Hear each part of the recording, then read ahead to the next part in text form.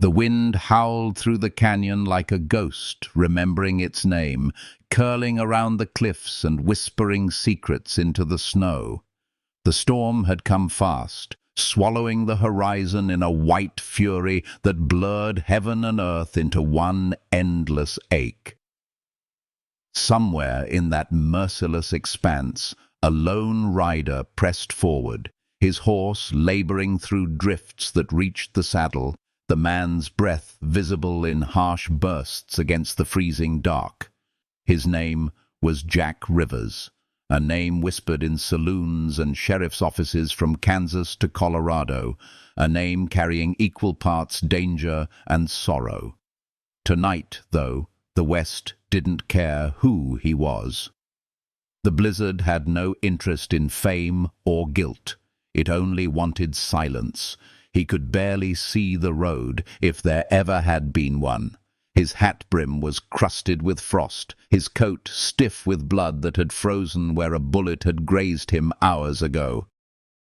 Somewhere behind him, in the white oblivion, lay the wreckage of a Wells Fargo wagon, 6 dead men, and gold now buried under a ton of snow. He didn't care about the gold. He had cared once, before everything he touched began to die. Now, all that mattered was putting one foot, one breath, one heartbeat between him and the men who had ambushed them. Each step felt like dragging time itself. The snow burned against his skin where it touched raw flesh, yet the deeper ache came from memory, the echo of a woman's laughter long buried, the warmth of a home he'd once thought permanent. Every man on the frontier had a ghost. Jack carried a whole family of them. Still, something inside him refused to quit. Perhaps it was the stubborn ember of faith that a man could still walk out of his past, even when the world had already judged him guilty. Perhaps it was just instinct, the body's final rebellion against the cold hand waiting to take him. The land itself seemed to mourn. Pines bowed under the weight of snow, their limbs creaking like old bones. The sky was an iron lid pressing down, colourless, endless. The world had narrowed to his laboured breath and the soft crunch of hooves. Somewhere in the storm, he thought he heard the cry of a wolf, or maybe it was only the wind reminding him how small he was. And then, when he could no longer tell the difference between dream and death, a faint glow appeared ahead. At first he thought it was a trick of the storm, a phantom flame meant to lure desperate men off their path. But it stayed, flickering steady, defying the storm's hunger. A cabin light. He almost laughed, but his throat was too dry. He urged the horse forward with what strength remained, until the animal stumbled, gave a broken cry, and collapsed into the snow. Jack fell beside it, his legs refusing to obey. He rose to one knee, his vision spinning, and stared toward the light. It seemed impossibly far away, a star on earth. He began to crawl, leaving a red trail behind him that the wind quickly devoured. The cabin appeared slowly, as if born from the storm itself. A squat silhouette of rough-hewn logs, smoke curling weakly from a stone chimney. It looked like the kind of place where someone still believed in warmth, in quiet prayers, whispered before sleep. Jack reached the door and leaned against it, his frozen knuckles barely strong enough to knock. Once, twice. Silence. Then the faint sound of footsteps inside. The door opened a crack, and lamplight spilled out across the snow like mercy itself. He saw the barrel of a rifle first, then the eyes behind it, clear, grey, and unflinching. A woman's voice, strong but tired, cut through the wind. "Who's there?" "Jack Rivers," he managed, his voice barely more than a whisper. "I'm hurt," please." For a heartbeat, he thought she'd close the door. Then she stepped forward, her face illuminated fully.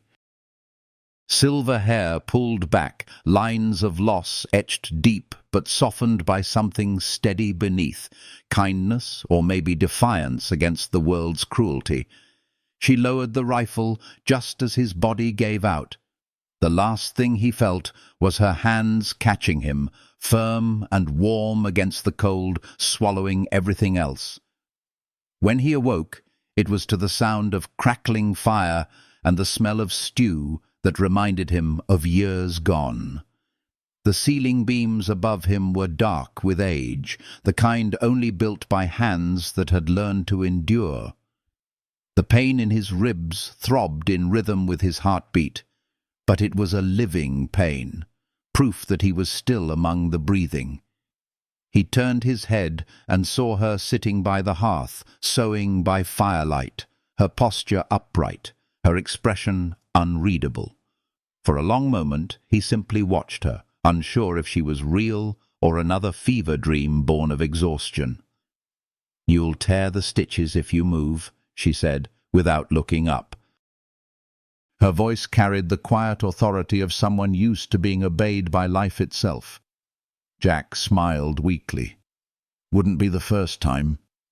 Now she looked at him, directly, sharply, like she was measuring whether he was worth saving. "You've lost blood. The storm's still raging. You'll rest until it's done." "Yes, Mom," he murmured. For the first time in years, the command didn't sting. It almost felt like comfort. As the night deepened, the storm outside became a lullaby of wind and memory. Jack lay awake, listening to it, feeling the slow warmth of the fire work its way into his bones. He couldn't remember the last time he had been safe enough to close his eyes without his hand on a gun. Yet here, in this cabin that smelled of wood smoke and herbs, safety felt possible again, even if he didn't believe he deserved it. There was a photograph on the mantel, a younger woman with a soldier in Union blue, his hand resting gently on her shoulder. Between them stood a boy, maybe 10. The corners of the photograph were worn as if touched often. Jack stared until his vision blurred. He didn't need to ask what had become of them. Everyone on the frontier had lost someone. Grief was the tax the living paid to keep breathing. When he drifted into sleep again, it was a sleep without fear. Somewhere in the haze between waking and dreaming, he thought he heard her humming softly, a melody that carried something ancient, something healing. It reminded him of spring after too many winters. The next morning, the world outside was buried in white silence. The storm had passed, leaving the pines heavy with snow and the sky scrubbed clean. Jack sat by the window, sipping coffee that burned his throat but warmed his soul. The woman, Sarah, she'd said her name was, moved about the cabin with quiet grace, every motion practiced from years of solitude. There was strength in her simplicity, a kind of holiness that had nothing to do with churches. "Your horse didn't make it," she said finally, her tone even. Jack nodded, swallowing the lump that rose unexpectedly. "He was a good one. Better than most men I've known." She gave a small, understanding smile. "Then he went faithful, which is all any of us can hope for." He looked at her across the firelight, at the lines time had written on her face, and saw beauty in every one of them. Not the kind that fades with years, but the kind carved by survival, by faith held through storms. There was something about her presence that steadied him, that reminded him what the world could still be when it wasn't cruel. "Why live out here alone?" he asked softly. Her eyes drifted toward the window. "Because the world took everything else," she said. Then, after a pause, "And sometimes peace hides in the places no one dares to look." He wanted to ask more, but the look in her eyes silenced him. Some stories were too sacred to disturb before their time. Outside, sunlight began to break through the snow-laden branches, turning the frost to crystal fire. The cabin filled with light that seemed to melt more than ice. Jack felt something unfamiliar stirring in his chest. Not desire, not yet, but the ache of belonging, of recognition. As if the universe had spun its storms and sorrows just to bring two lost souls to this single fragile moment of quiet. He wondered if healing could look like this, small, unremarkable acts of kindness between strangers. The warmth of a cup in his hands, the sound of another heartbeat nearby, the slow surrender of a man who had forgotten what it meant to be alive. Later, as Sarah stepped outside to check the barn, Jack stood by the window, watching her silhouette move through the white world. The wind had softened to a sigh, lifting her silver hair like a whisper of grace. For a man who'd believed the world done with miracles, she looked dangerously close to one. He didn't know that beyond those mountains, death still hunted him, that the men who had ambushed his convoy were not common bandits, but agents of something far darker. For now, there was only the fragile peace of the cabin, the glow of the fire, and a heart learning, slowly, how to beat without fear. The story had only just begun. The storm within him was far from over. But for the first time, Jack Rivers felt that maybe not all storms end in ruin. Some end in warmth, in forgiveness, in a kind of love that mends what the world has broken.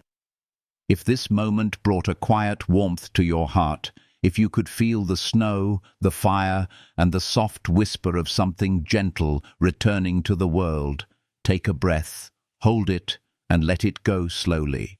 Let it heal something inside you.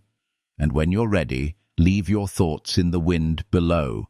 Like, comment, or subscribe if stories like this remind you that even in the coldest storms, there's always a light waiting to be found.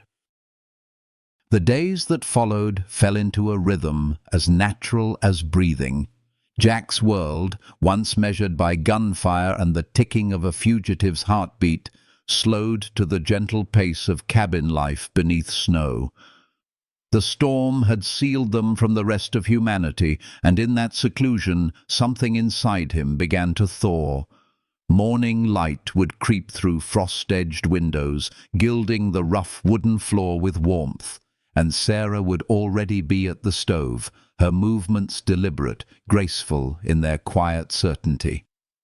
The aroma of coffee filled the room, mingling with the scent of pine smoke and healing herbs. For the first time in years, the morning didn't feel like a countdown to survival. It felt like an invitation to exist. Sarah spoke little. She didn't need to. The silence between them was soft, filled with the crackle of fire and the distant sigh of the wind. Jack found comfort in it. The absence of suspicion, the unspoken understanding that he was welcome, at least for now. When she did speak, her words carried weight, as though every syllable had been measured carefully before release.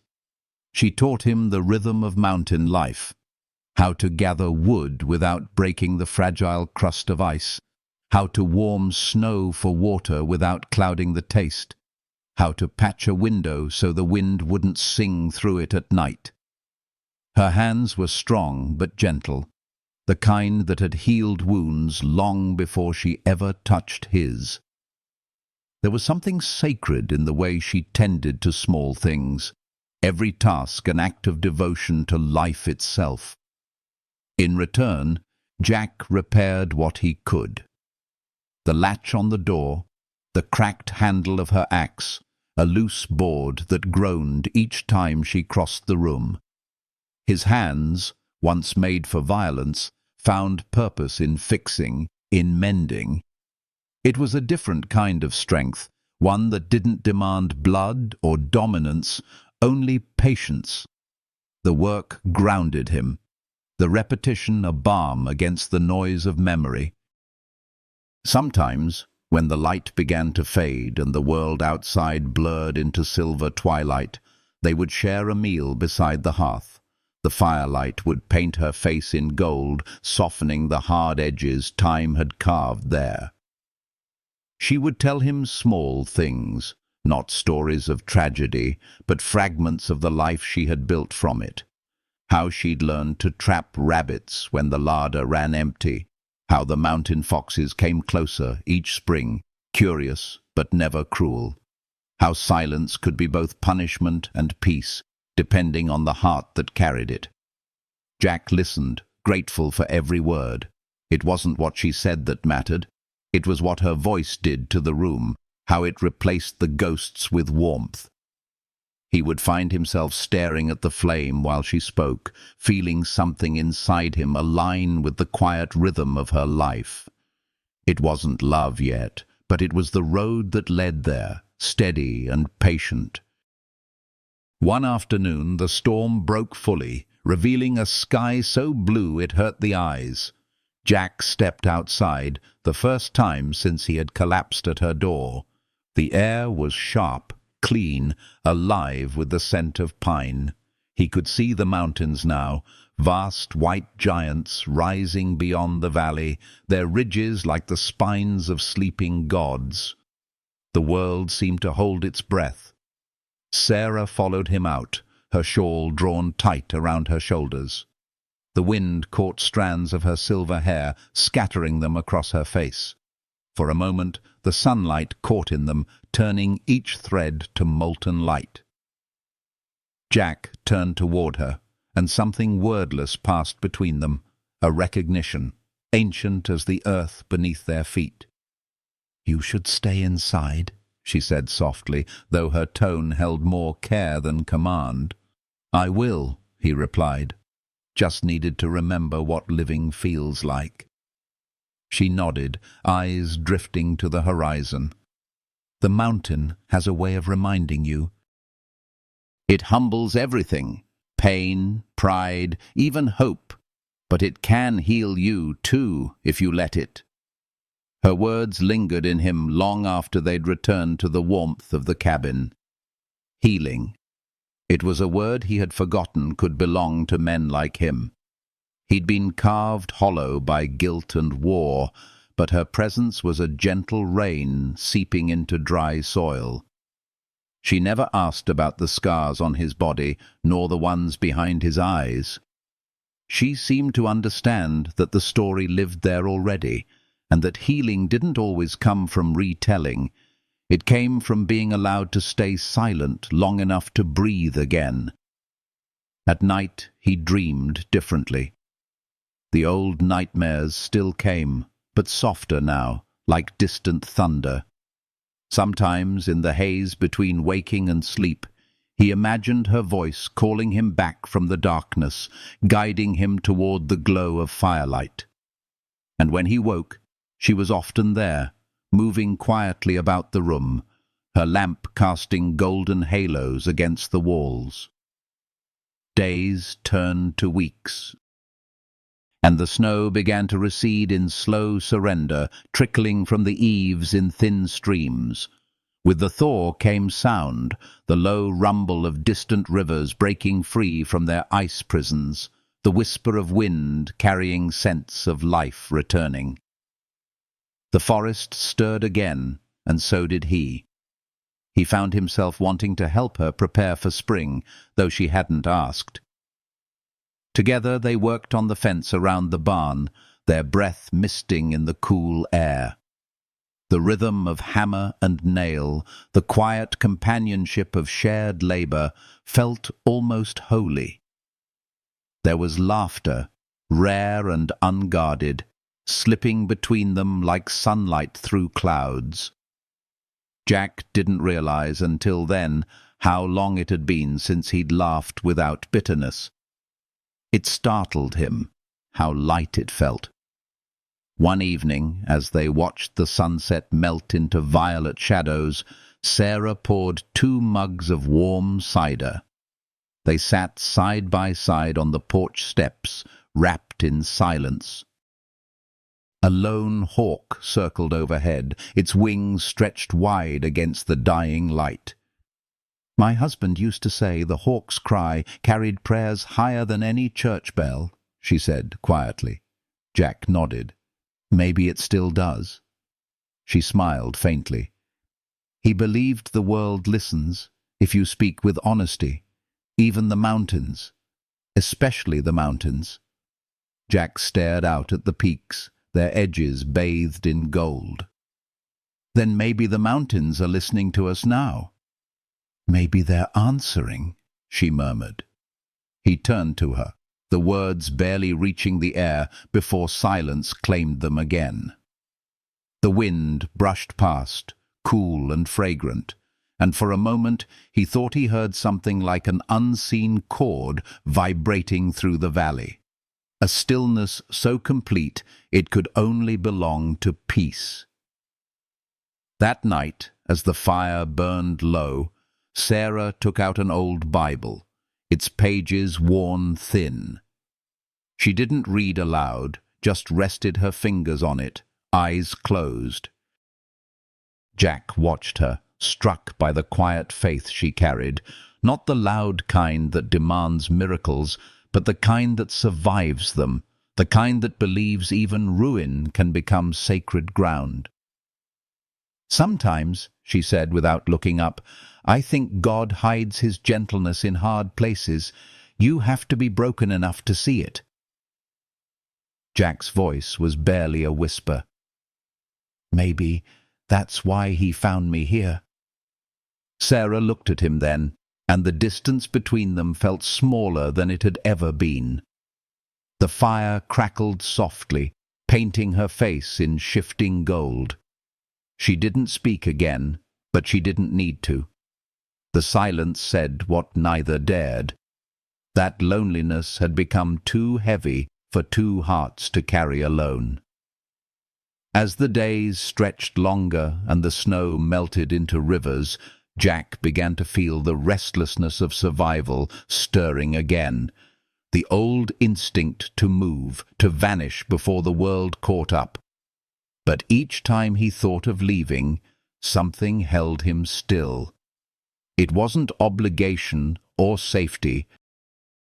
It was the small, quiet life that had taken root inside him, the pulse of warmth that had begun to heal what violence had left behind.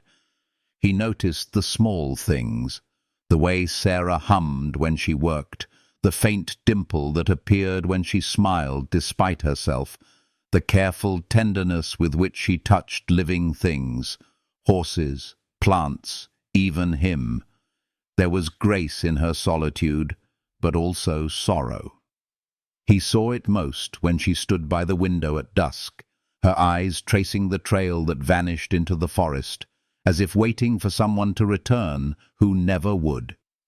One morning he found her outside, kneeling in the thawing earth, her hands covered in soil as she planted seeds. The sight hit him with unexpected force.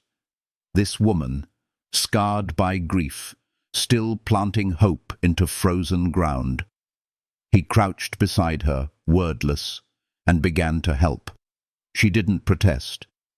They worked in silence, side by side, fingers numb but hearts strangely full. There was something healing in the act itself, the renewal of life, the stubborn belief that spring would come again. When they finished, Sarah brushed the dirt from her hands and looked at him with quiet gratitude. "You have the hands of a builder," she said, "not a destroyer." He looked at his palms, rough and scarred. "Maybe they can be both." Her gaze softened. "Then perhaps it's time they learned to heal." Her words stayed with him through the night.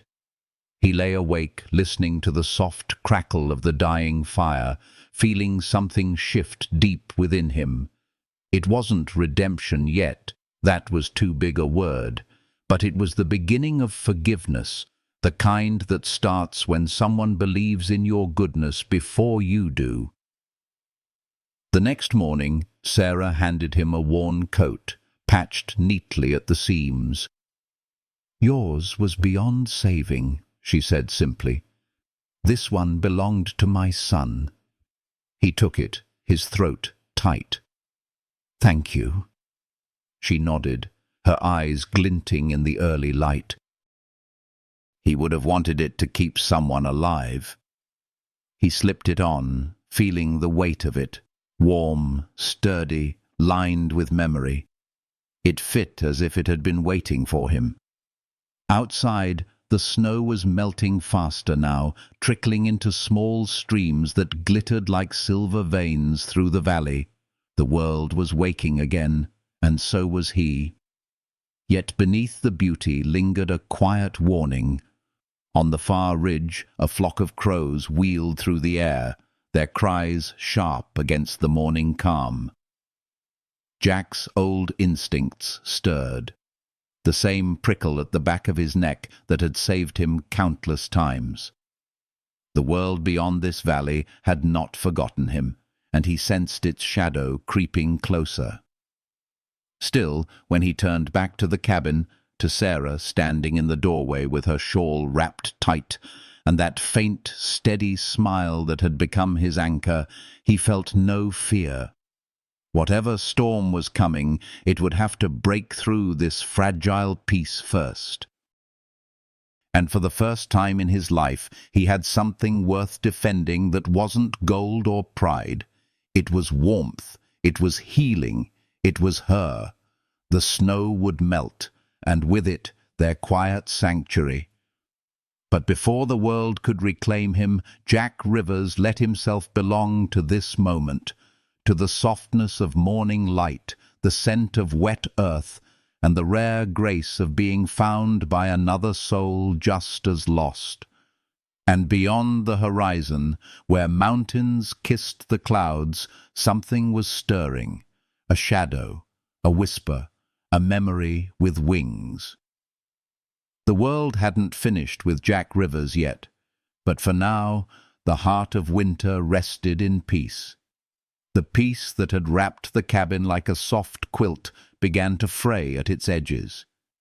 It happened first in whispers, small, unsettling signs that the mountain's silence was not as complete as it seemed. Tracks appeared in the snow beyond the tree line, too large for fox or deer. The horses grew restless at night, their eyes catching something in the dark that neither Jack nor Sarah could see. Once, at dawn, Jack found a spent cartridge half buried near the frozen stream.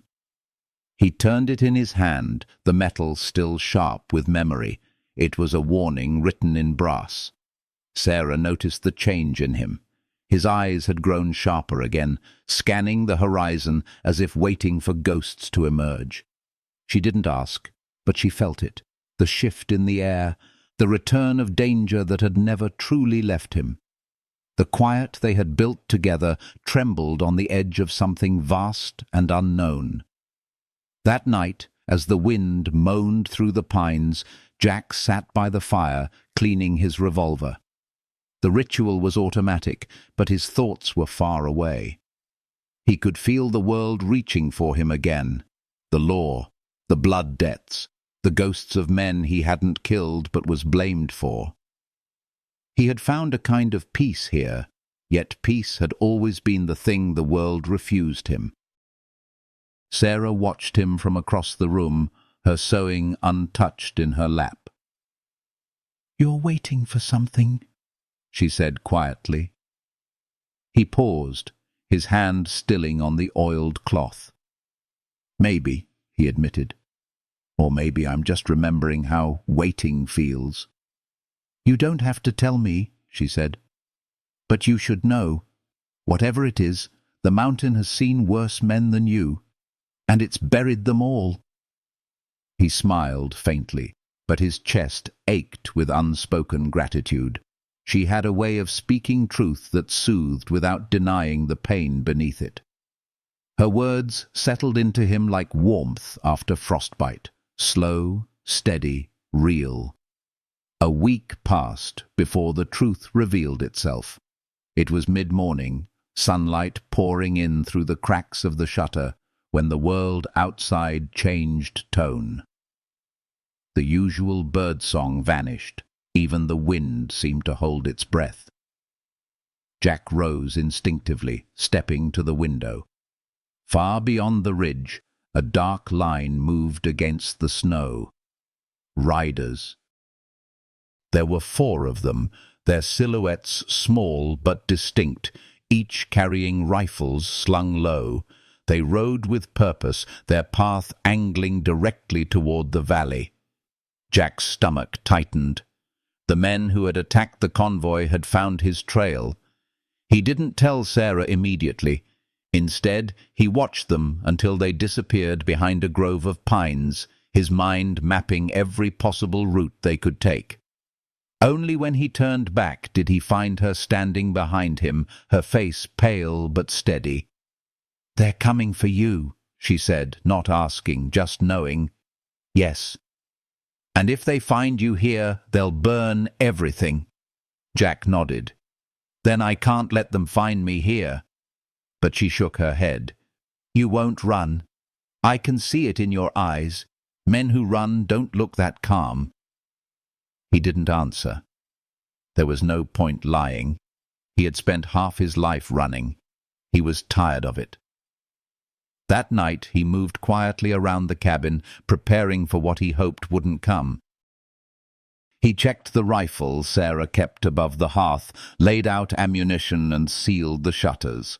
Sarah joined him silently, bringing blankets, filling a kettle, lighting the lamps. They didn't speak much, but something powerful moved between them, a silent vow shared through every motion. When darkness came, it came thick and cold. Snow began to fall again, muffling the world in deceptive calm. The only sound was the low crackle of fire and the distant cry of wolves on the ridge. Near midnight, hoofbeats.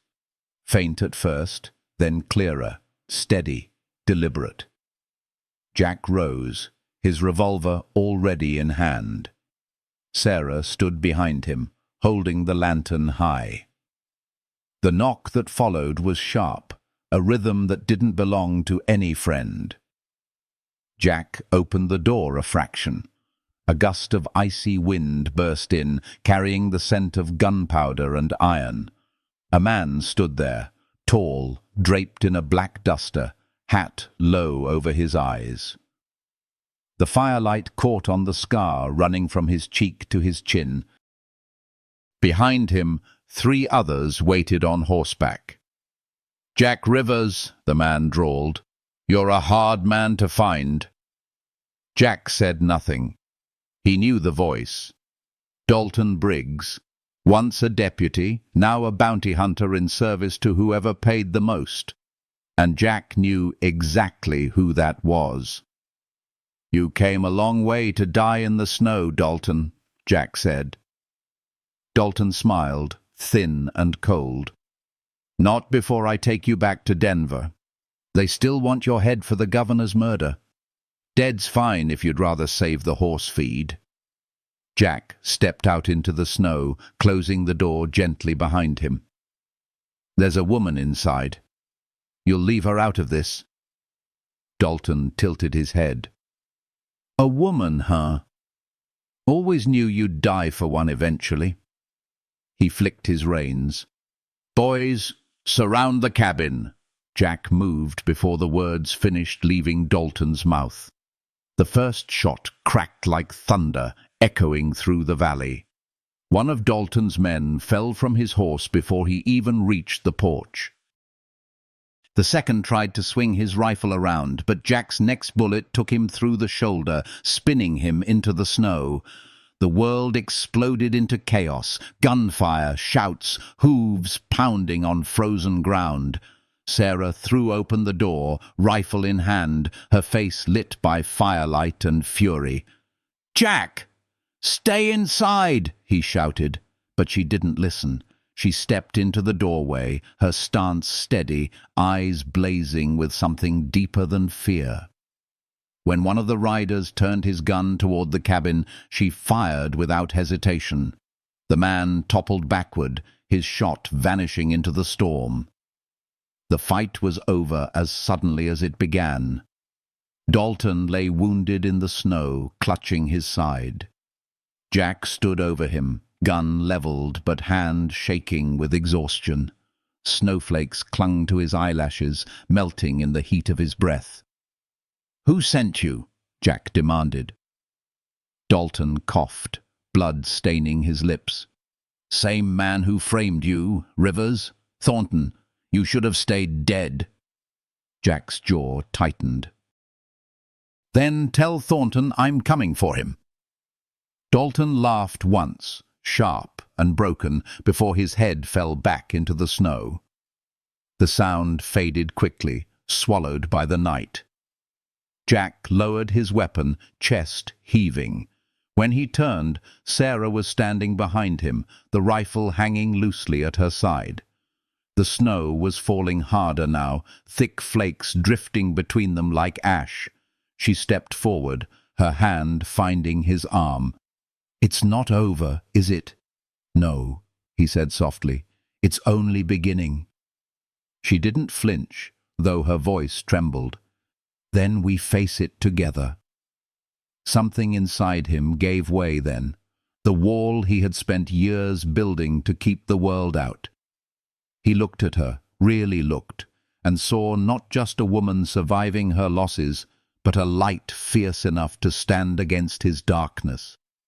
He wanted to protest, to warn her away, but the words died on his tongue. Instead, he reached for her hand, their fingers tangling in a fragile, trembling grip.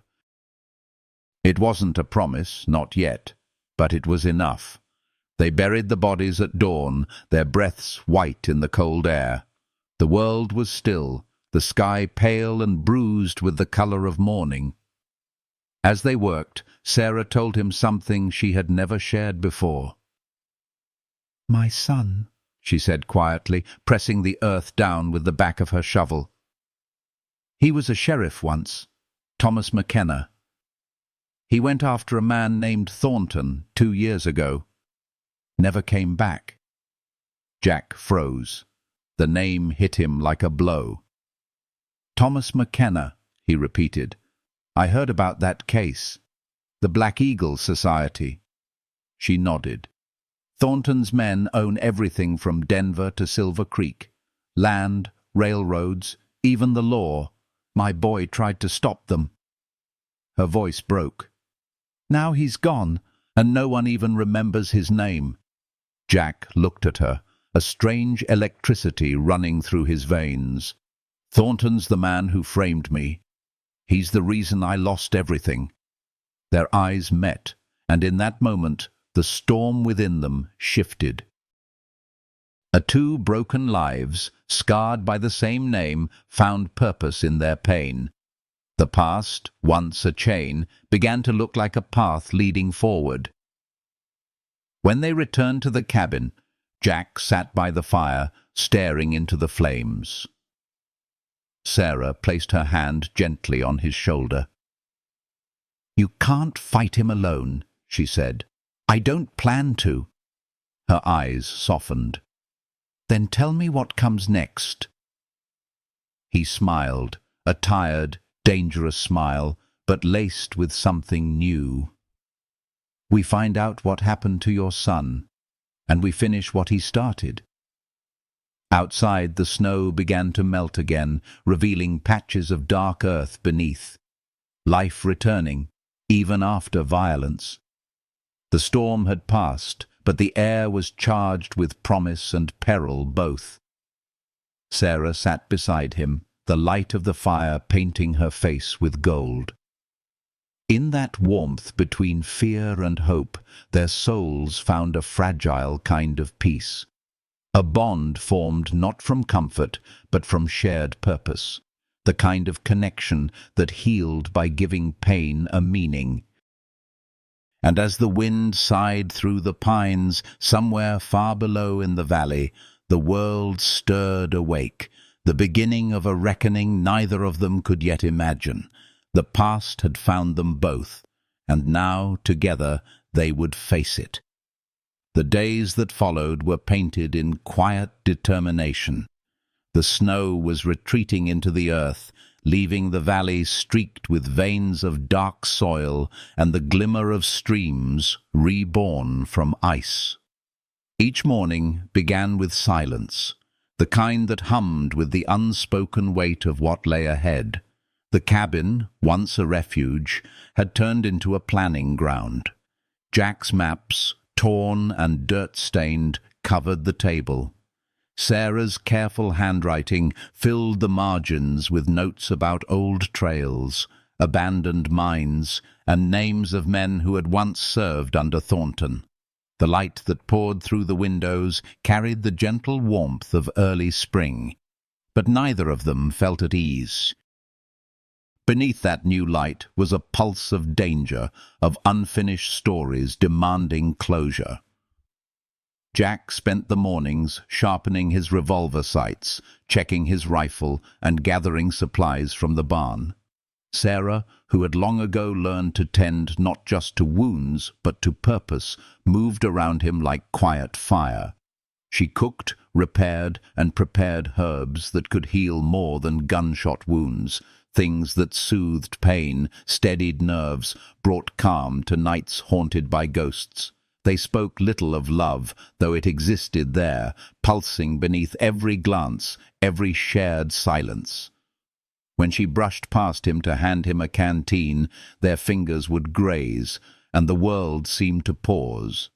When she stood by the fire, her hair silvered by the glow, he would watch her as though memorizing the way peace looked when it wore a human face. And she, though she never said it aloud, had begun to feel the ache of his presence, the comfort of it, the fear of losing it, the way his silence filled her home with meaning again. One evening, as the sun bled out behind the mountains, Sarah opened a small wooden chest. Inside lay a bundle of letters, yellowed and tied with fraying twine. She placed them on the table between them.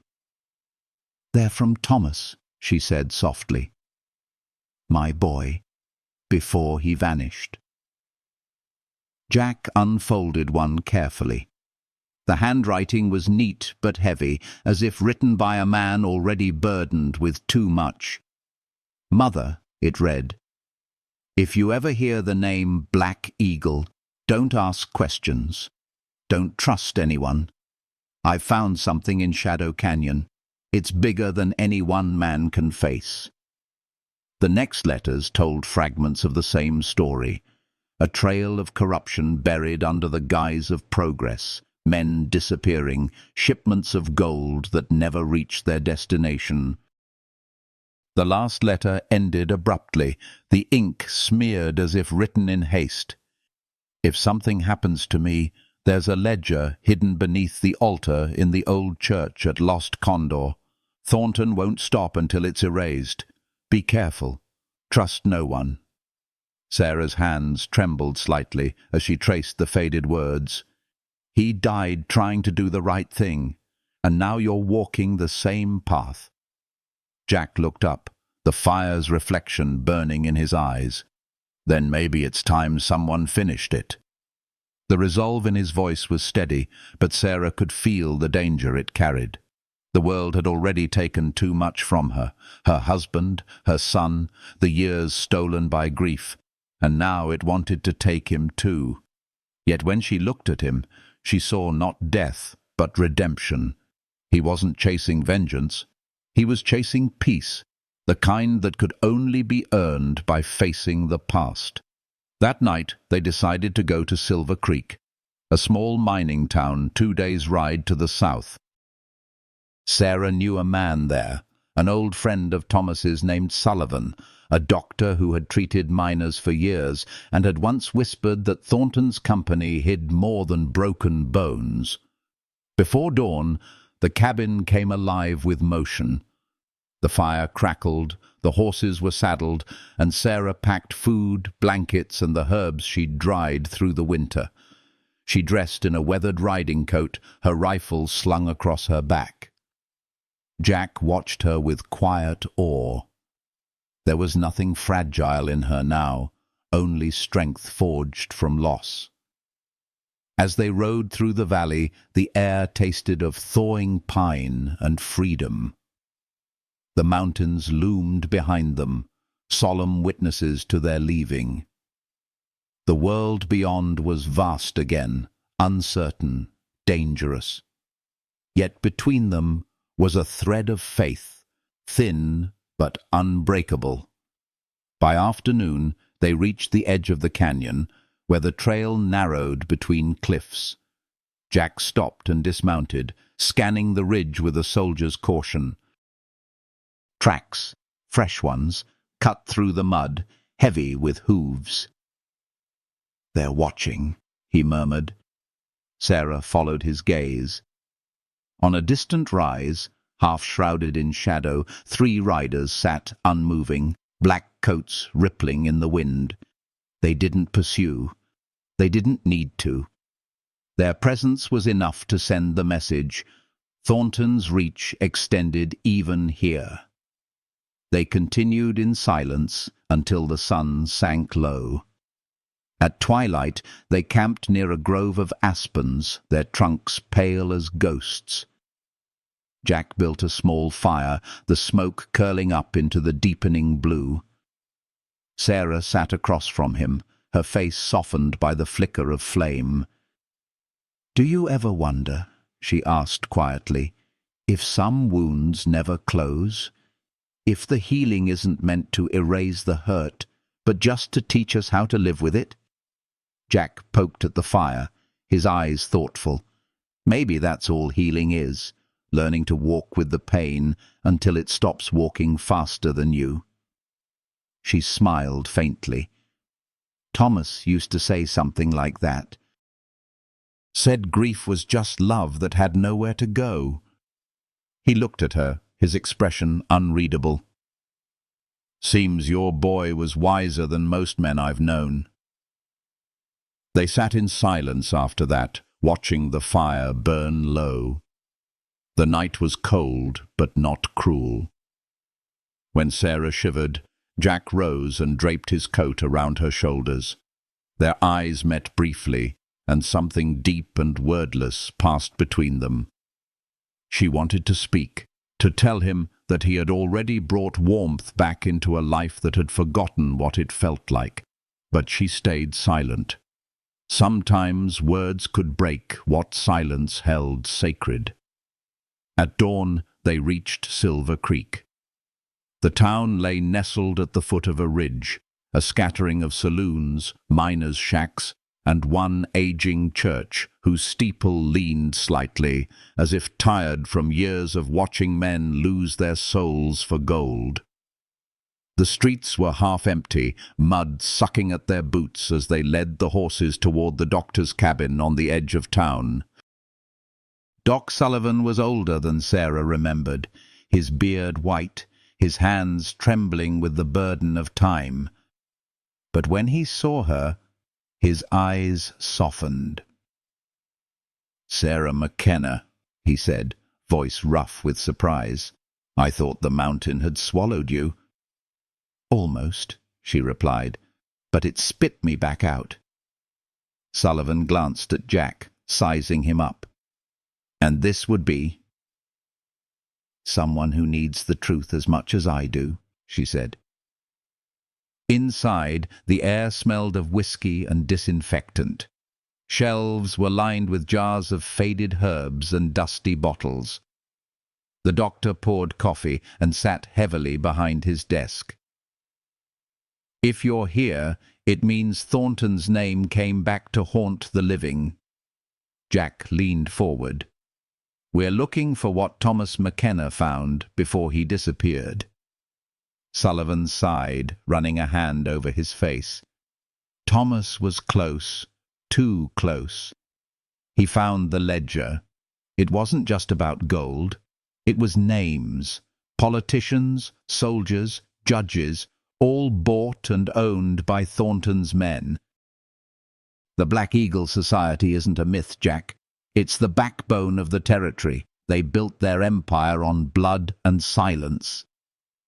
Sarah's voice was barely a whisper. Do you know where he hid the ledger? Sullivan nodded slowly. He told me once, under the altar at Lost Condor Church. But that was 2 winters ago. If it's still there, it's a miracle. Jack rose, determination tightening his jaw. Then we'll find it. Sullivan looked at him gravely. You'll be hunted. Thornton has eyes in every county. If he learns you're alive, he won't stop until you're both buried under that mountain. Jack's voice was calm, but his eyes burned. Let him come. I've buried enough ghosts to know how it ends. Sarah reached out, resting a hand on his arm. A small gesture, but it steadied the storm in him.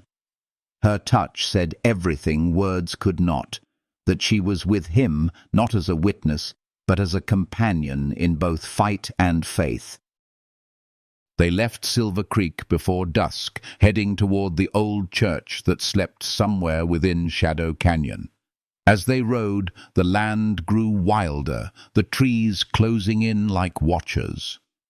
The air turned colder, the light dimmer, as though the earth itself was guarding secrets not meant for the living. Sarah could feel it, the pull of something sacred and terrible waiting in the dark. Yet beneath her fear was a strange calm, a sense of destiny aligning like stars. For the first time since her son's death, she wasn't running from the past. She was walking into it, side by side with a man who had every reason to give up, yet hadn't. Jack glanced at her as they crossed a ridge, their silhouettes cast long in the dying light. You all right? She nodded. For the first time in years, yes.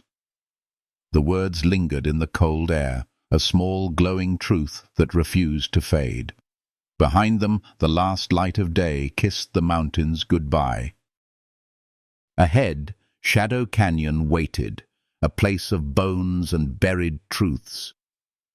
The road narrowed, the wind sang low through the trees, and in that sound was something eternal. The pulse of 2 lives, stitched together by loss, courage, and a fragile, healing love that refused to die. They didn't speak again, but their silence said enough. It was the silence of hearts that had found in each other the one thing neither had believed in anymore: hope.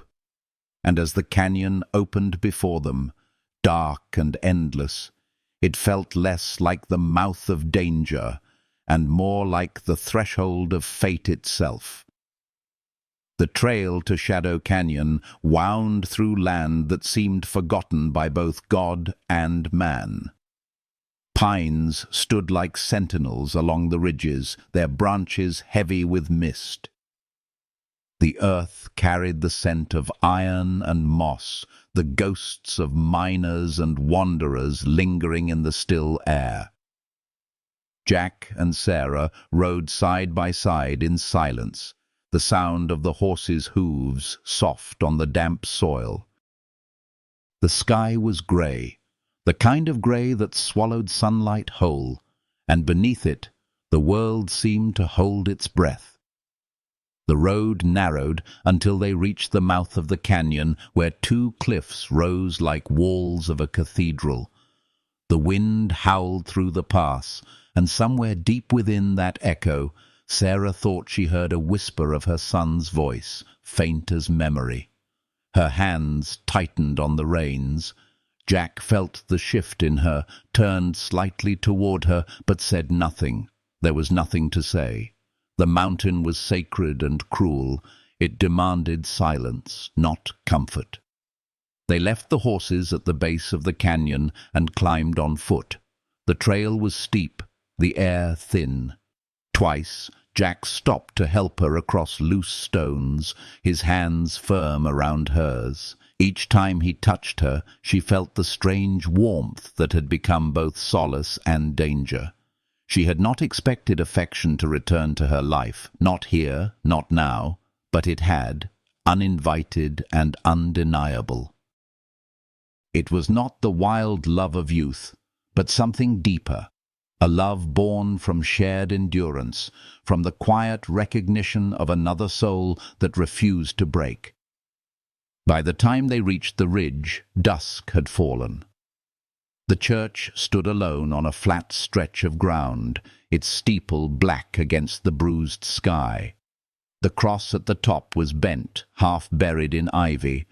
Broken windows gaped like blind eyes, and the heavy wooden door sagged open as though exhausted by time. Inside, dust floated through the air like lost prayers. Pews lay overturned, hymnals scattered across the floor. The altar, once white, was stained dark with age and soot. Yet there was still a kind of reverence lingering in the space, a peace untouched even by ruin. Sarah walked slowly to the front, her boots echoing on the wooden boards. She knelt before the altar, fingers tracing the grooves where her son's name might once have been whispered in hope. Jack joined her, pulling out his knife. He found the hollow panel Thomas had written about, pried it open, and reached inside. His hand came out holding a leather-bound ledger, thick with pages. The edges were brittle, but the ink inside still shone dark and deliberate.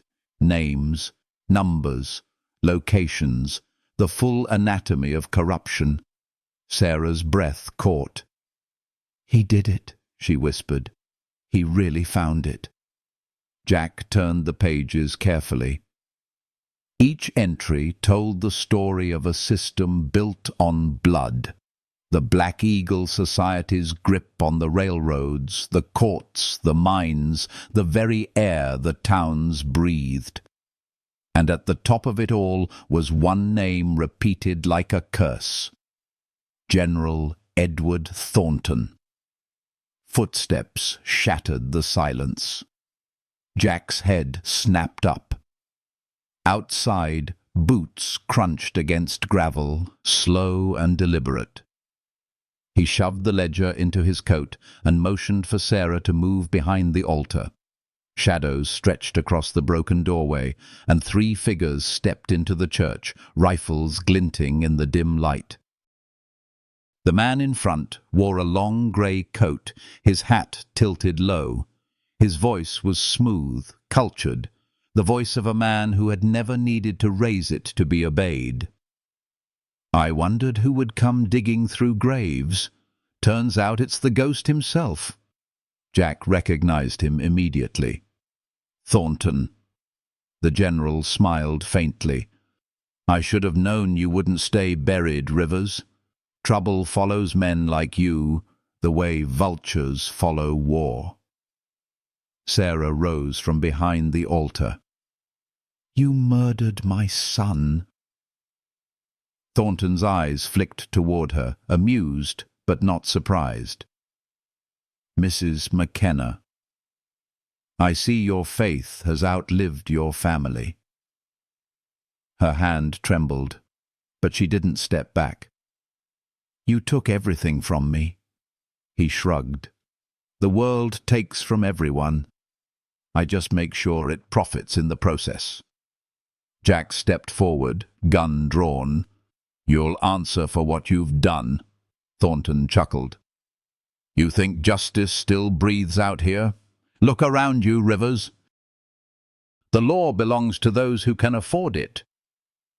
Before Jack could reply, one of the men raised his rifle.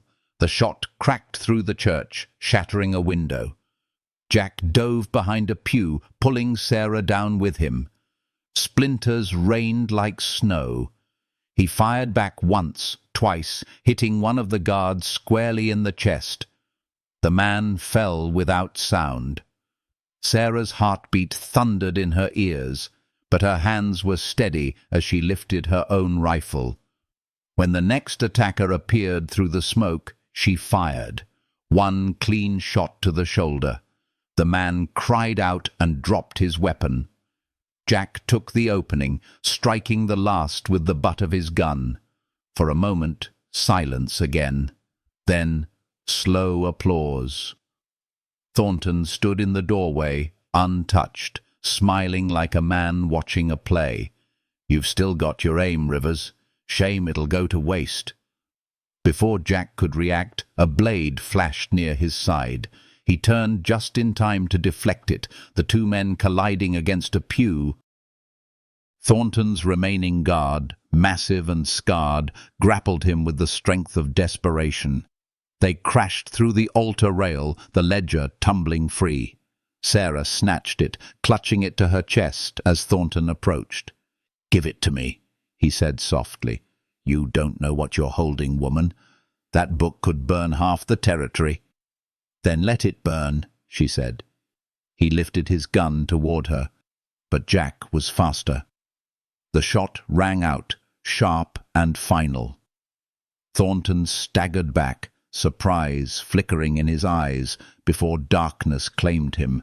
His body hit the floor with a dull thud, and the echo seemed to tremble through the bones of the church. The big man roared and lunged at Jack again, but Jack caught him with a knife to the side, twisting hard. The fight ended as quickly as it had begun. Then there was only the sound of Sarah's ragged breathing and the wind moving through broken glass. Jack turned to her. "You all right?" She nodded, though tears blurred her vision. It's done?" He shook his head slowly. "No. Thornton was only one head of the serpent. The men in that ledger, judges, generals, they'll come for it. We can't stay here." She looked down at the book in her arms. "This is what Thomas died for. I won't let them bury him again." He touched her shoulder gently. "Then we take it to the governor. He's the only one with power left to fight this." The fire in her eyes dimmed, replaced by exhaustion. "Do you trust him?" "I don't trust anyone," Jack said softly. "But we're out of choices." They buried the bodies outside beneath a grove of cedar, the earth cold but not frozen. Jack covered Thornton's grave without ceremony. Sarah stood beside him, whispering something that might have been a prayer or a farewell. The mountains were quiet again, as if even they approved of the ending. When the last stone was laid, she turned to him. "What happens when this is over?" Jack stared toward the horizon, where dawn painted the clouds in pale fire.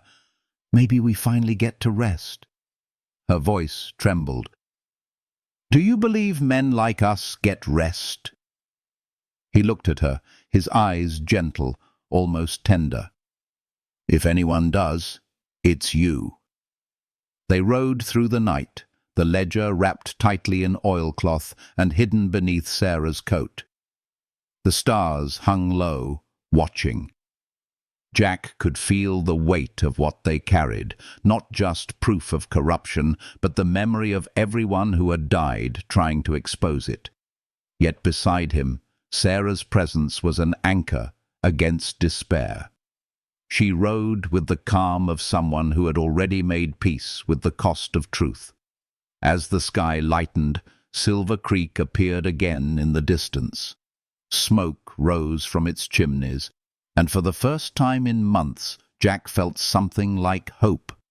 But it was fragile, flickering like the last flame of a dying candle. At the edge of town, they stopped to rest. Sarah sat by a stream, washing her hands clean of soil and gunpowder. Jack watched her quietly, the morning sun turning her hair to threads of gold. In that moment, The war in his heart fell silent. She looked up and smiled at him, tired, but real. "You keep looking at me like the world's not burning," she said softly. He smiled back. "Maybe it isn't. Not here." For a heartbeat, time folded in on itself. The violence, the fear, the years lost to regret, they all faded beneath the simplicity of that morning light. What remained was two souls bound by something stronger than fate, the shared belief that even in ruin, love could bloom again. Sarah reached for his hand, her fingers intertwining with his. "Whatever comes next," she said, "we face it together." He nodded, his thumb brushing against her skin. Together.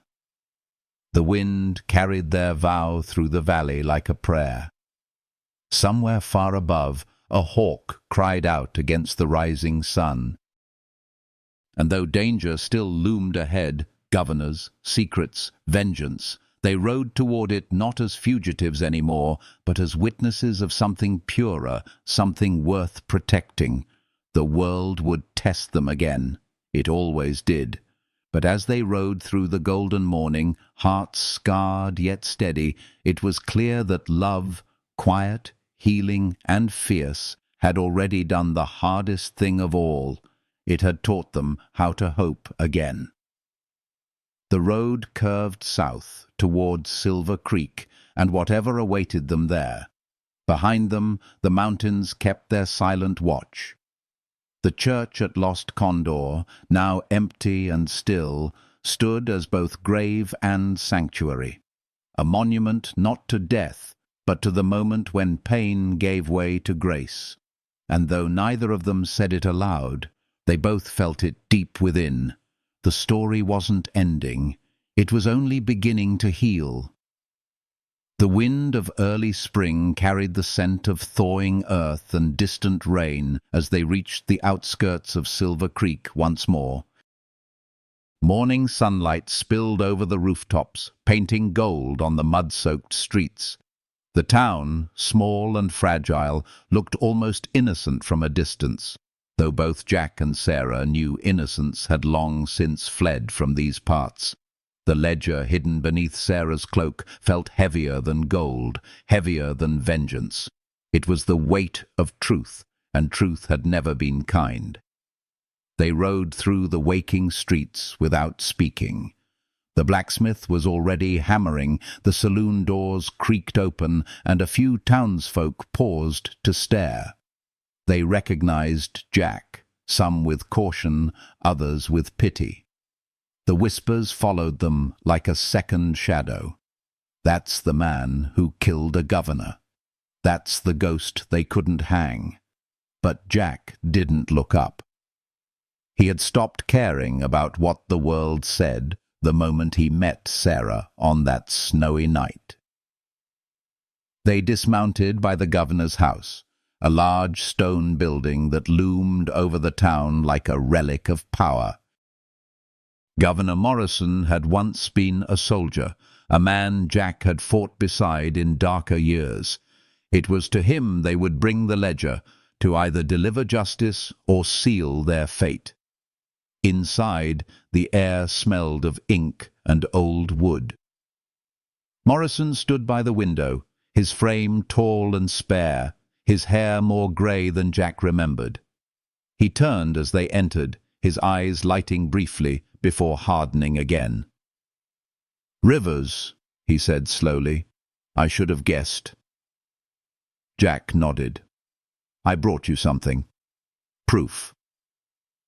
Morrison's gaze shifted to Sarah. She met his eyes with calm defiance, the kind of strength only grief can forge.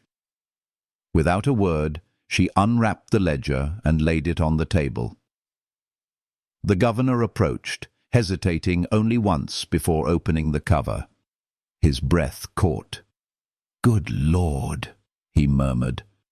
"I thought this was myth. Thornton's men.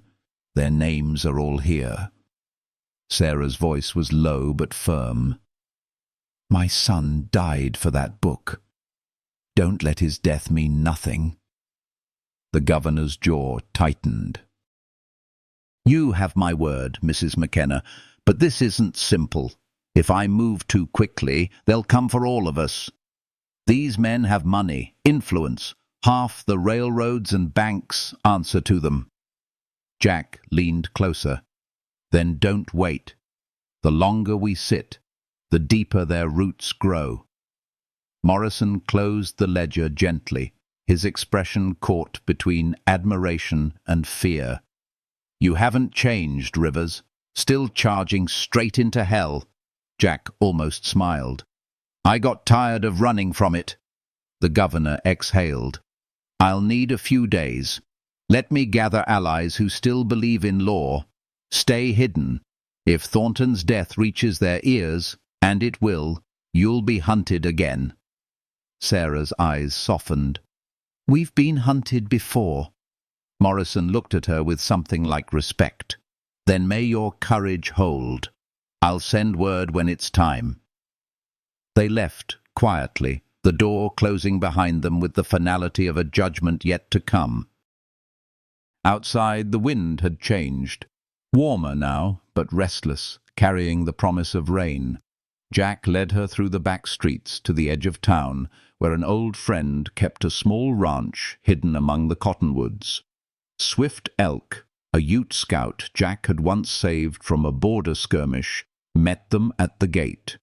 His dark eyes read the story in their faces before they spoke. "You've stirred the eagle's nest," he said quietly. Jack nodded. "And we'll need shelter before they strike."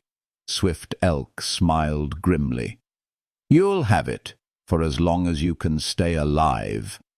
They settled into the small cabin near the river.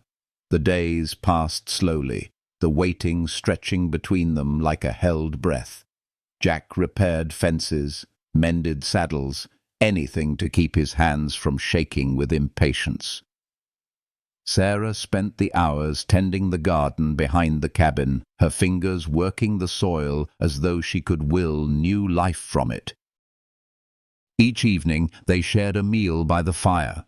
Simple food, quiet words, and the kind of companionship that made the silence feel sacred.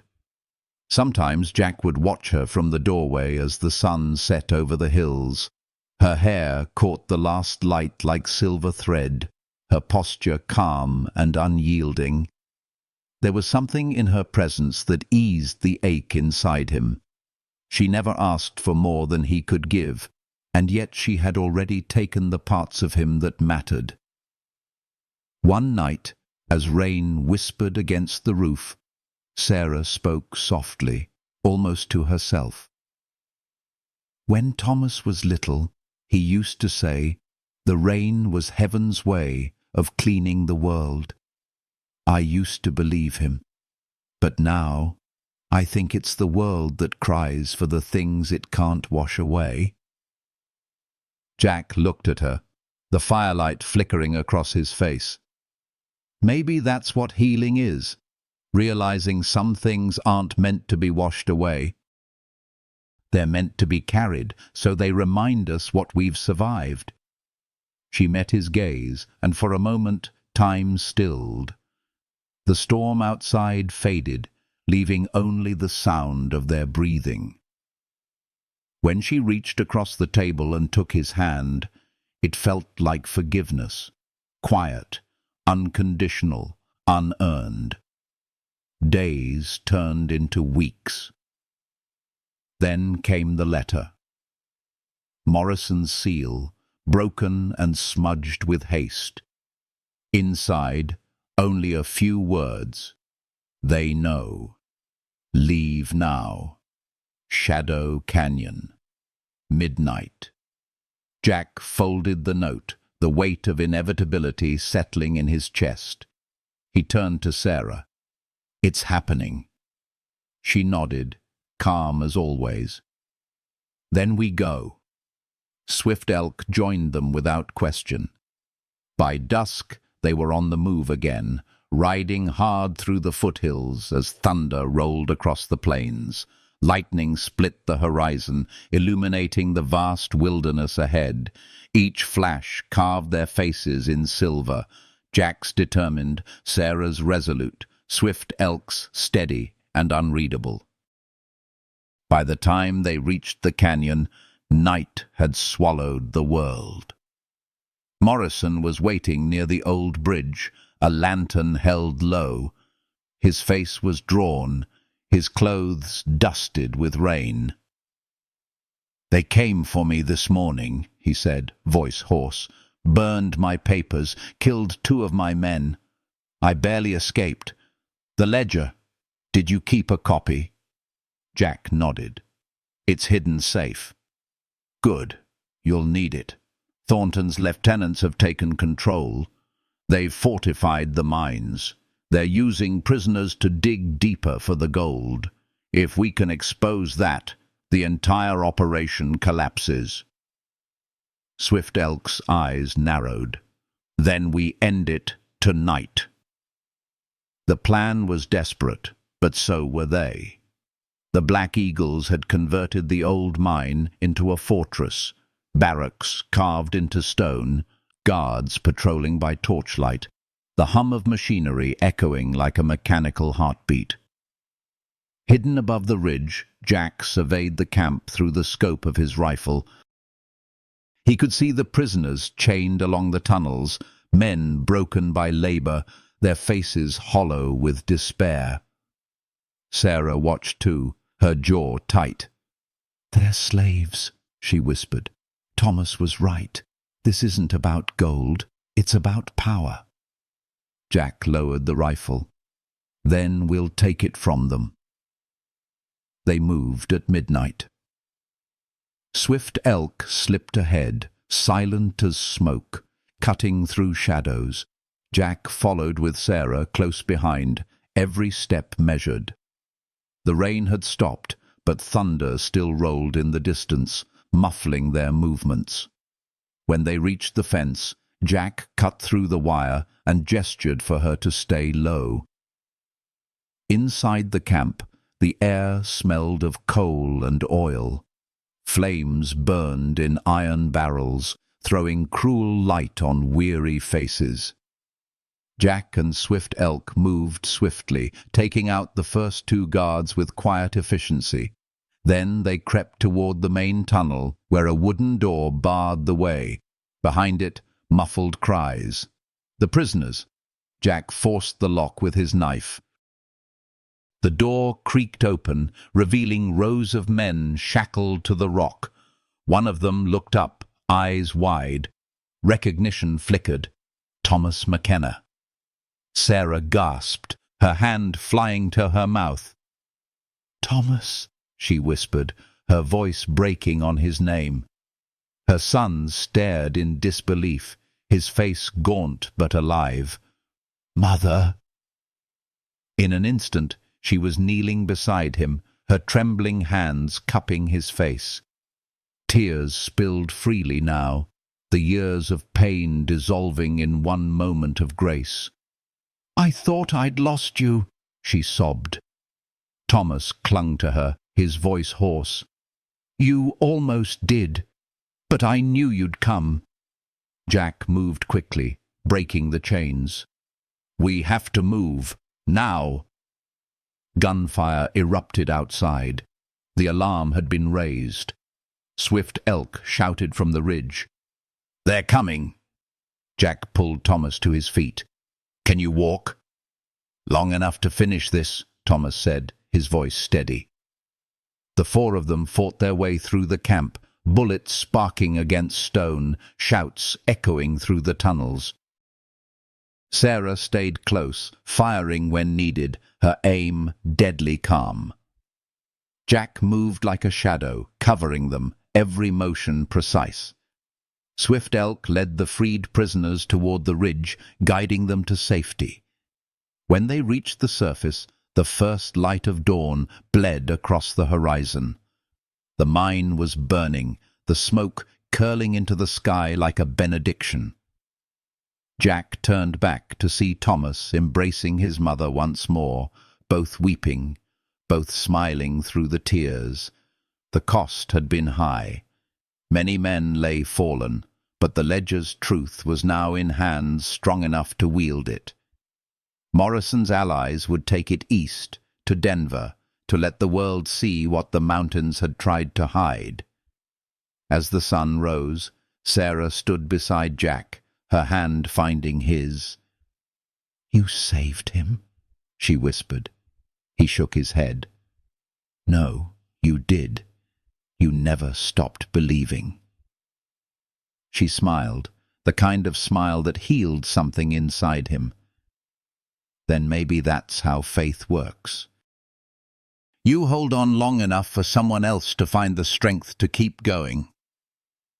Jack looked out over the valley, where the light spilled across the ruins of the mine. "What happens now?" Sarah leaned against him, her head resting on his shoulder. "Now," she said softly, "we let the world heal." And as the morning wind carried away the last smoke of the burning empire, they stood together in silence, no longer fugitives, no longer broken, but two souls who had learned that even in the darkest places, love could grow wild and unyielding. The story wasn't done. Far beyond the ridges, new storms gathered. But for now, there was peace, warm and real as sunlight on their skin. And for the first time in a lifetime, Jack Rivers let himself believe that maybe, just maybe, the end of war was the beginning of love. The valley awoke slowly after the storm of blood and fire. The smoke that had cloaked Shadow Canyon for days began to drift away, leaving behind the scent of rain and iron, the smell of earth reclaiming itself.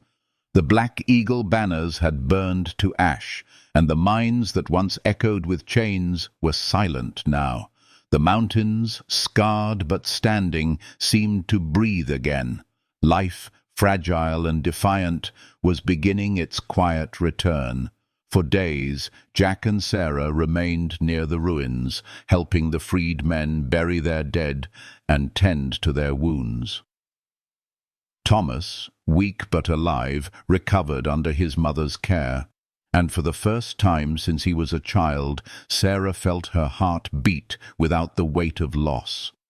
She would sit beside him in the mornings, brushing his hair away from his face, whispering the same lullabies she used to sing when he was small. Each note trembled with gratitude and grief. The world had taken so much, but it had given him back. That was enough to believe in miracles again. Jack worked quietly among the survivors, his strength turned toward rebuilding rather than fighting. He mended tools, repaired wagons, and helped Swift Elk lead the men who wished to stay into forming a small settlement near the river. At night, when the campfire glowed against the dark, he would sit apart from the others, the flames reflected in his eyes like old memories returning. Sarah often joined him, saying little, only offering the comfort of her presence. Between them, silence became language, and language became peace. The days blurred into one another, soft with purpose. Thomas regained his strength and began writing, page after page of testimony about what had happened beneath the earth, the names of the men lost, and the truth that had been buried too long. Governor Morrison, now safe in Denver, sent word that the evidence was spreading through newspapers, courts, and political circles.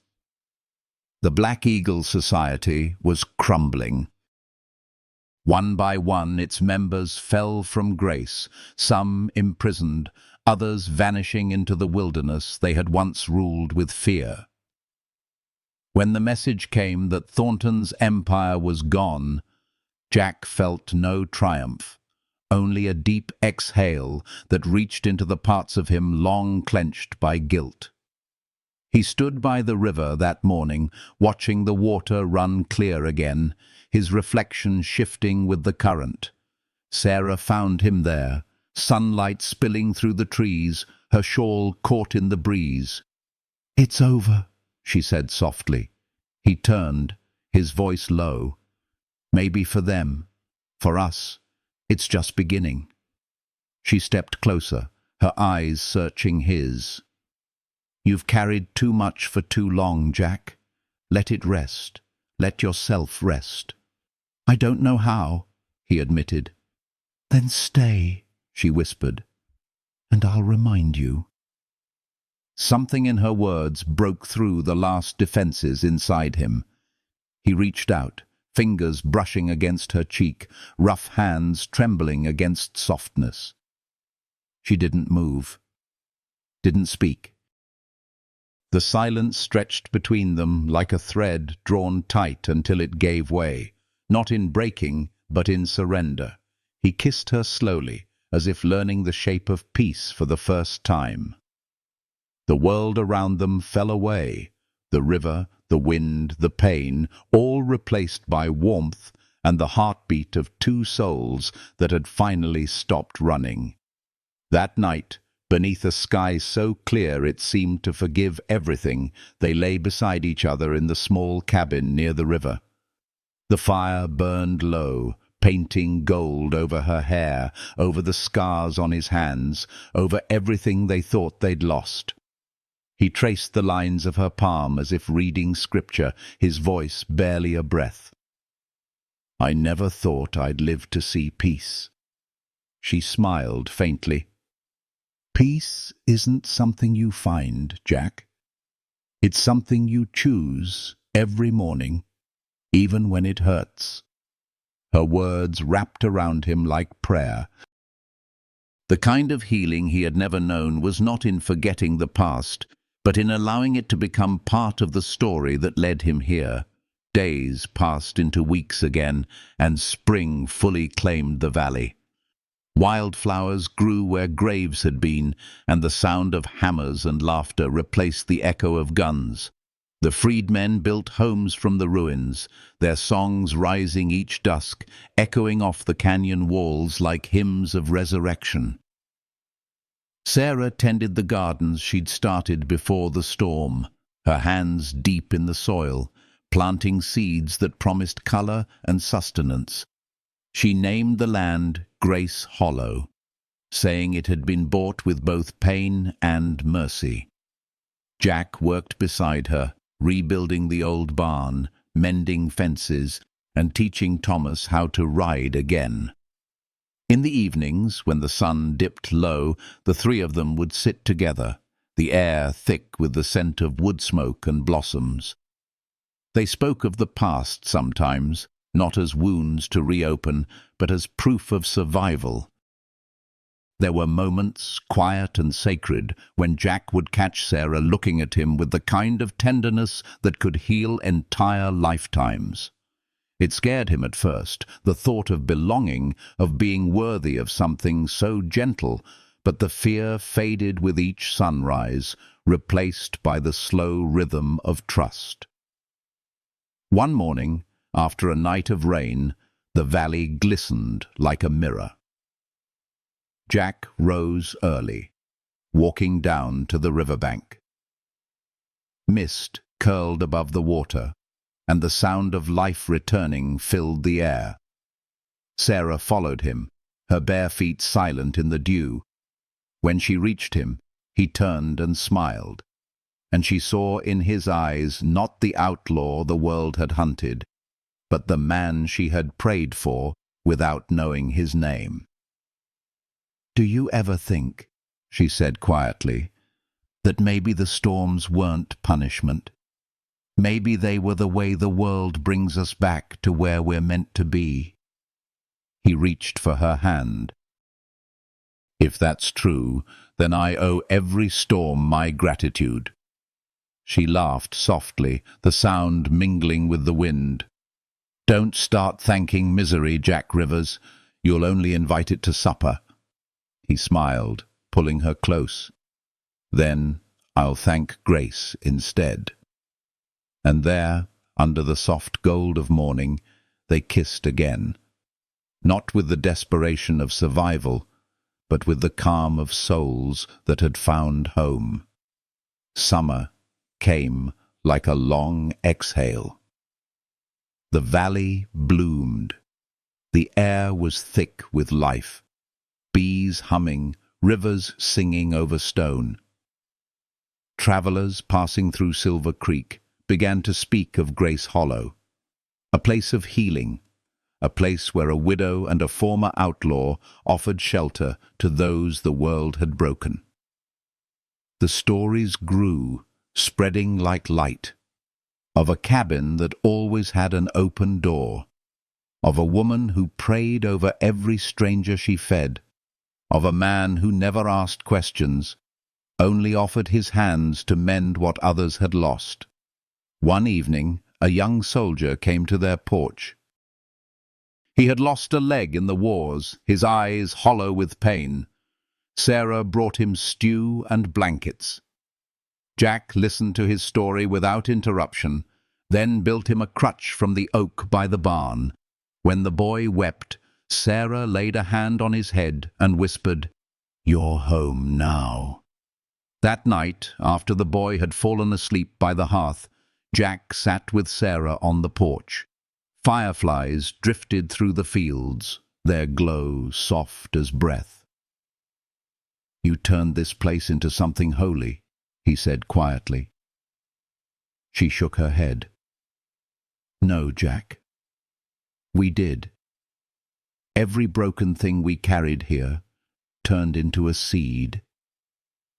He looked out at the land, green, alive, filled with people learning to live again, and for the first time he saw himself not as a man running from his past, but as part of something larger, something eternal.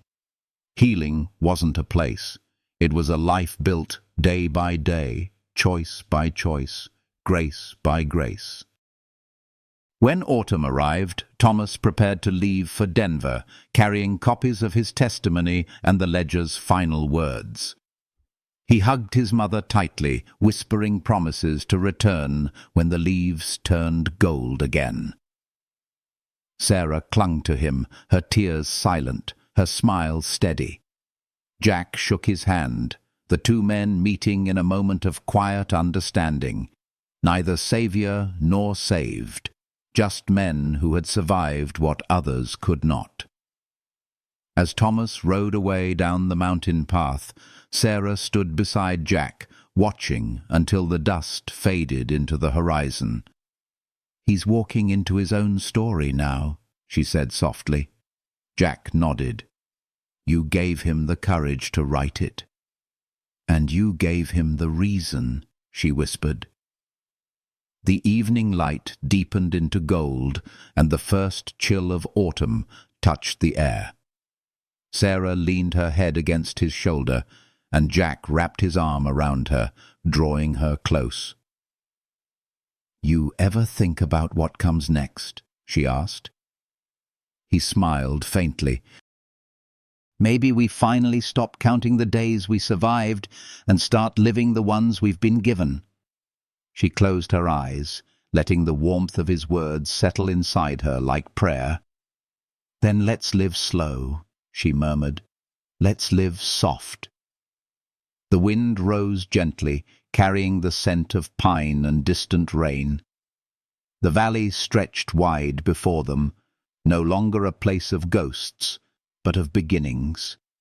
Somewhere, far below, the river murmured its endless song, as if blessing the love that had grown from ashes. In the quiet that followed, there was no fear left, no regret, only the hum of life finding its rhythm again. The war within them had ended, replaced by something sacred and steady. They stood together, watching the sunset melt over Grace Hollow, their fingers entwined, their hearts finally, irrevocably at peace. And though the world beyond still roared with its noise and hunger, within that valley there was only light, warm, forgiving, and eternal. A love that healed not by erasing pain, but by teaching two weary souls that even after ruin, the heart can bloom again. The first snow of the new winter fell like a quiet benediction upon Grace Hollow. The valley, once stained by fire and sorrow, now shimmered under a veil of white, soft as forgiveness itself. Smoke curled from the chimney of the cabin, the faint scent of pine and bread drifting into the cold air. Inside, warmth glowed golden, the hearth alive with flame, laughter, and the hum of a life reclaimed from the ruins. Jack sat by the window, his hands wrapped around a mug of coffee, steam rising in slow spirals.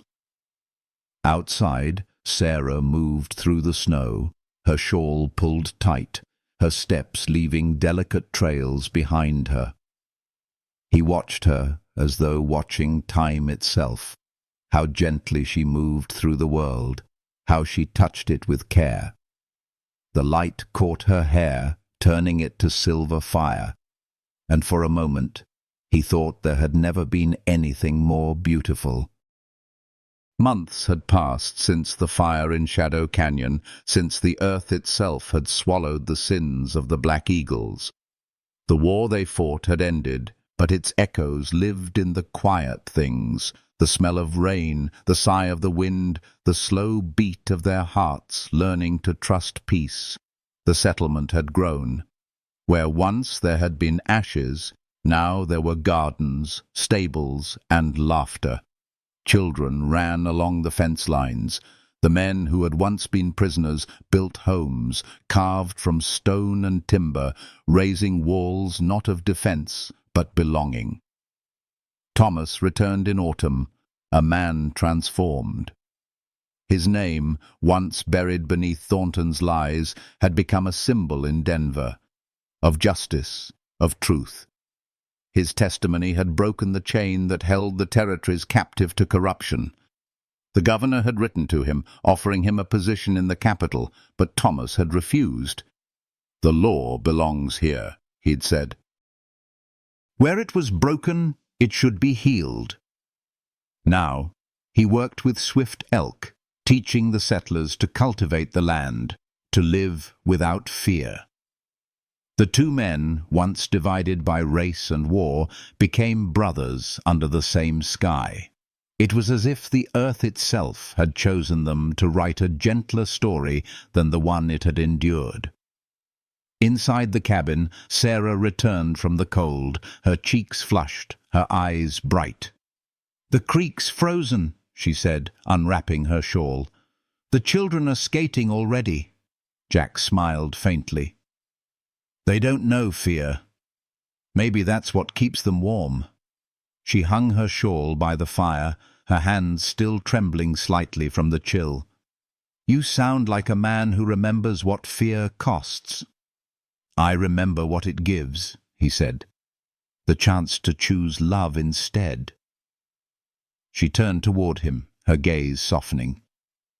"And you've chosen it well." He reached for her hand, drawing her close until she sat beside him. "You taught me how." Her laughter was low, tender, the kind that melted the edges of silence. She rested her head on his shoulder, her hand over his heart. "It's strange, isn't it?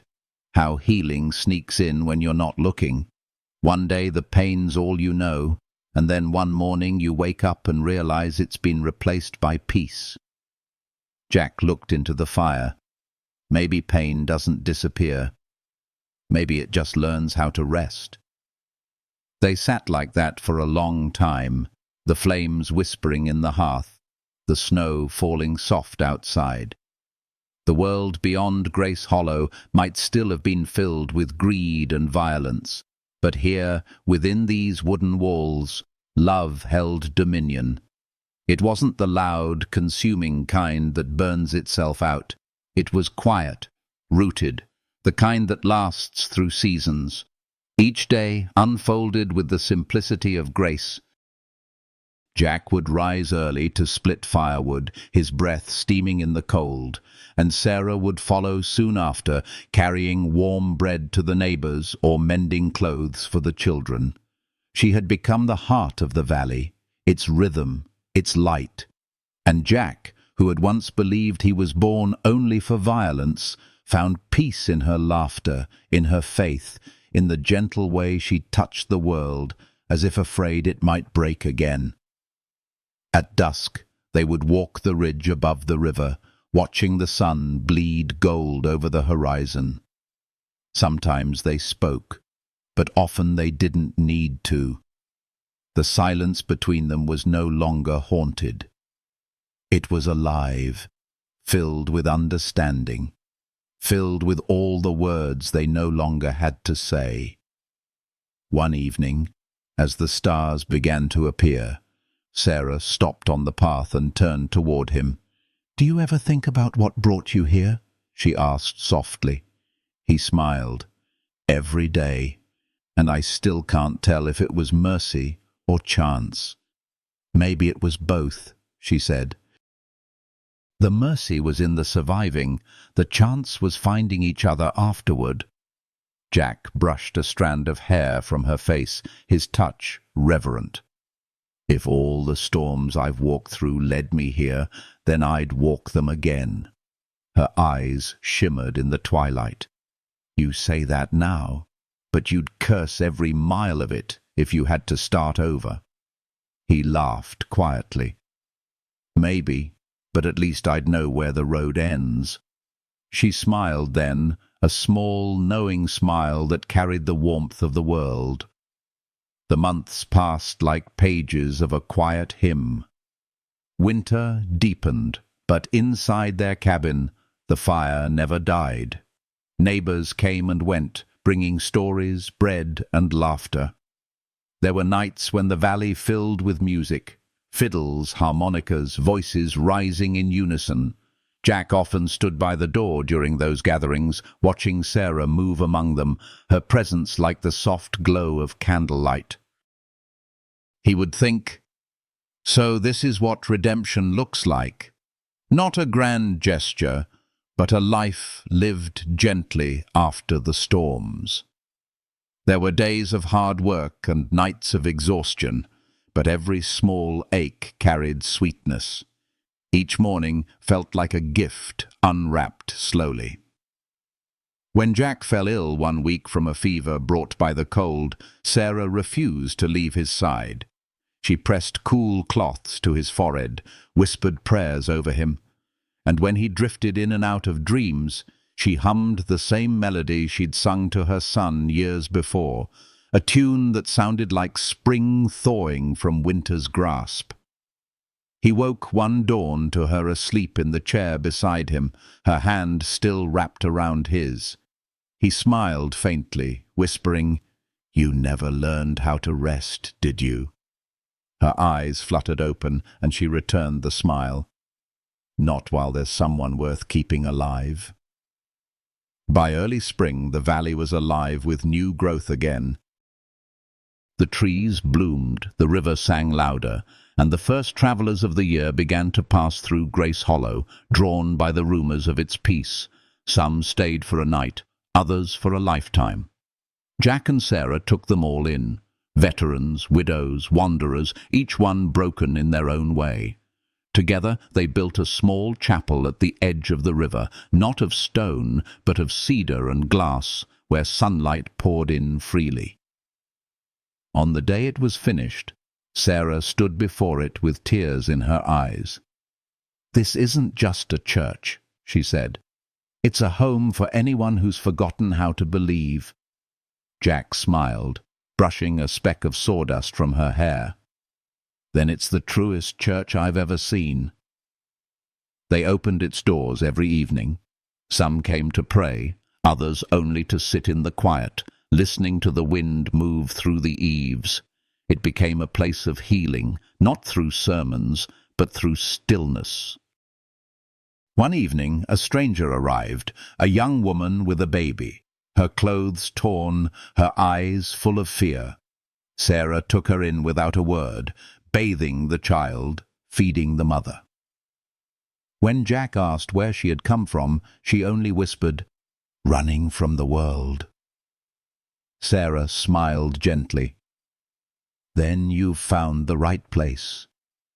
The world doesn't come here unless it wants to be forgiven.